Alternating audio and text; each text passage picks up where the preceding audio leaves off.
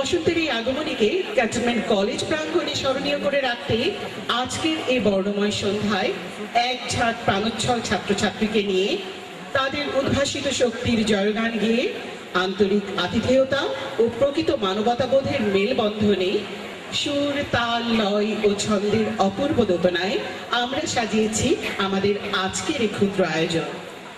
সম্মানিত সুধী, আজ আমাদের মাঝে প্রধান অতিথি হিসেবে উপস্থিত রয়েছেন বাংলাদেশ সেনাবাহিনীর যশোর অঞ্চলের এরিয়া কমান্ডার ও ৫৫ পদাতিক ডিভিশনের ডিওসি এবং অত্র কলেজের প্রধান পৃষ্ঠপোষক major general S M. Motiur Rahman এবং বিশেষ অতিথি হিসেবে উপস্থিত রয়েছেন বেগম সৈয়দা তৌহিদা রহমান। আমাদের মাঝে তাদেরকে পেয়ে আমরা গর্বিত এবং অনুপ্রাণিত। প্রথম পর্ব শুরু হচ্ছে কোরআন তেলাওয়াত ও তর্জমার মাধ্যমে। কোরআন তেলাওয়াত ও তর্জমা করছে একাদশ শ্রেণীর ছাত্রছাত্রী হাফেজ মোহাম্মদ শাহিন বাশার এবং সঞ্জিদা আফরিন।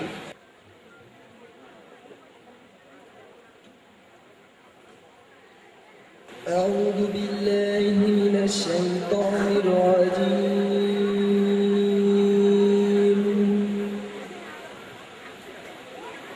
بسم الله الرحمن الرحيم.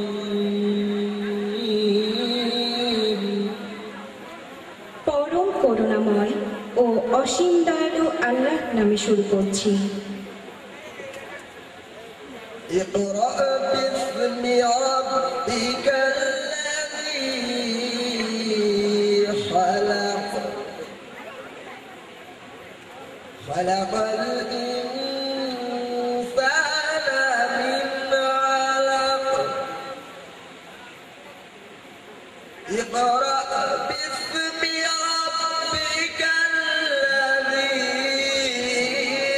خلق خلق الإنسان من علق. পড়ো তোমার প্রভুর নামে, যিনি তোমাকে সৃষ্টি করেছেন মানুষকে জমাট বাঁধা রক্ত থেকে। اقرأ وربك الأكرم الذي علم بالقلم